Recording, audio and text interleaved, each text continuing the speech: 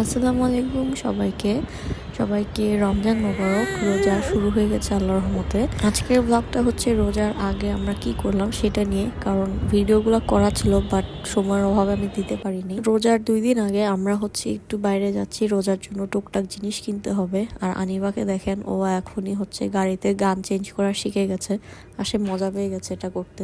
ফার্স্টে হচ্ছে আমরা গাজর কিনবো, কারণ বাইরের এইখানে যে গাজরগুলা খুব ফ্রেশ পাওয়া যায়, এবং বিশেষ করে এই যার কাছে গাজর কিনতেছি উনি খুব ফ্রেশ গাজর সবসময় সেল করে। গাজর কেনার সময় পাশে ভেলপুরিওয়ালা দেখলাম, সো ভাইয়াকে বললাম, ভাইয়া আমাকে 1 প্লেট ভেলপুরি দেন।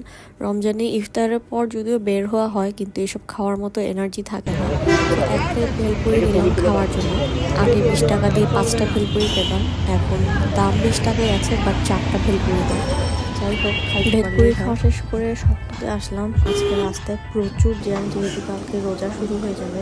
সপ্তাহে এসে আমরা হচ্ছে আমাদের টুকটাক যেগুলো জিনিস লাগবে, আমাদের ডিম দরকার, বাসায় একবারই ডিম নেই, ডিম নিতে আসছি। আর এইদিকে হচ্ছে সব ফ্রুটগুলো সুন্দর করে সাজায় রাখছি। রোজার বাজার আমাদের মোটামুটি সব করা হয়ে গিয়েছে, আব্বু সব কিছুই করে ফেলেছে। টুকটাক টুকটাক অল্প অল্প যখন যেটা লাগে সব নিয়ে আসছে। এদিকে আমরা হচ্ছে একটু স্যুপ নিচ্ছিলাম, কারণ বাসায় একটু স্যুপ খাওয়া হয় মাঝে মাঝে সন্ধ্যার দিকে। আনিফার কি জানি হয়েছে, ও আমার কোলে কিছুতেই আসে না, শুধু ওর বাবার কোলেই ঘুরতেছে পুরা টাইম, কোনোভাবেই আমার কাছে আসে না।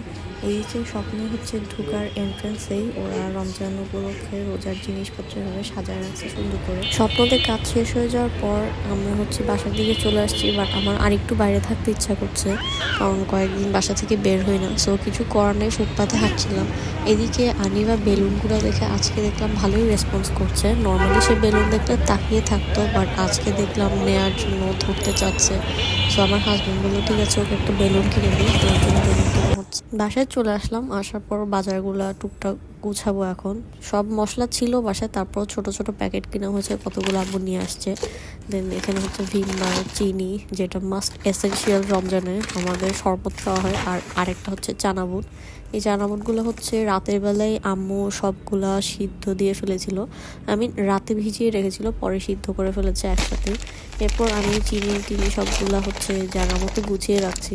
আমি যতটুকু পারি আর কি সেগুলো করি আনিবাকে সামলে, কারণ অনেক সময় হয় কি আনিবা আমার কোল থেকে একদমই নামতে চায় না, ইভেন ওয়াশরুমে যাওয়ার জন্য পর্যন্ত ওকে কোল থেকে নামানো যায় না, এরকম সিচুয়েশন হয়ে যায়। বাসায় আমাদের কিচেন টাওয়াল ছিল, তারপরও আরেকটা কিনে আনছে, কারণ হচ্ছে রোজায় এই জিনিসটা আমাদের খুবই দরকারি হয়। কারণ প্লেটে এটা না দিয়ে যদি কিছু রাখি একদম তেলে ভর্তি হয়ে যায়। একটা তান্দুরি মশলা কিনা হয়েছে, আম্মু বলেছে রোজায় যদি সময় পায় তাহলে তান্দুরি করবে।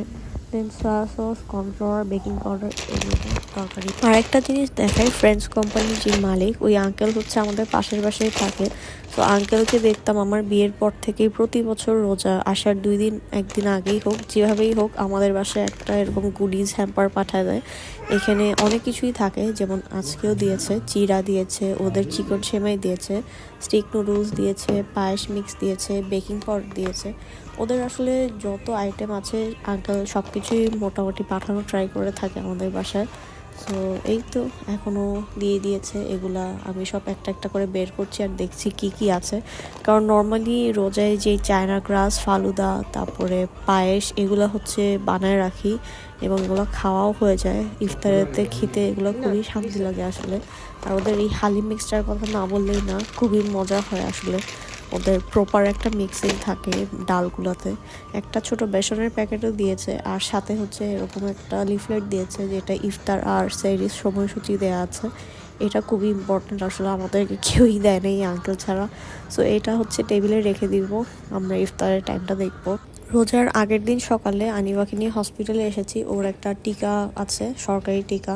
তো টিকা দেওয়ার পর আমরা হচ্ছে নাস্তা খাচ্ছিলাম, এখানে পিৎজা খাচ্ছি, চিকেন ফ্রাই খাচ্ছিলাম। সকালে নাস্তা না খেয়েই চলে আসছি তাড়াহুড়া করে, বাট আনিবার টিকা দিতেও দেরি হয়ে গেছে। সব মিলে এখন 1:45 বাজে।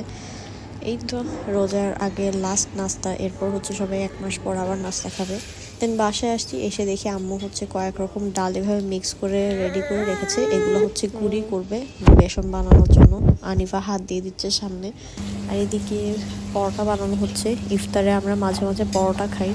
সো পরোটা বানিয়ে রাখলে ইজি হয়, কারণ ইফতারের আগে নাহলে দৌড়াদৌড়ি হয়ে যায়। এদিকে আম্মু হচ্ছে অনেকগুলো টমেটো সিদ্ধ দিয়েছিল, তা আমি জিজ্ঞেস করলাম কী করবেন, দেন বললো এগুলো হচ্ছে পিউরি করে রাখবো, ইফতারে যদি লাগে কোনো কিছুতে দেওয়ার জন্য টুকটাক ইউজ হয়ে যায়। আসলে টমেটো পিউরি তো সব কিছুতেই লাগে। এরপর আমরা সবাই হচ্ছে লাঞ্চ করলাম। আজকেই হচ্ছে রোজার আগের দিন শেষ লাঞ্চ, এরপর ঈদের দিন লাঞ্চ হবে আবার। এদিকে টমেটোগুলোও হচ্ছিলো, আমি একটু পরপর নিয়ে গিয়ে নেড়ে দিয়েছিলাম টমেটোগুলো। আর পরোটাও হয়ে গেছে, পরোটা বানানো শেষ। ব্লগও এখানে শেষ করে দিচ্ছি, কারণ আসলে অনেক কিছুই আছে দেখানোর মতো, বাট আমি আসলে ভিডিও করতে পারি না।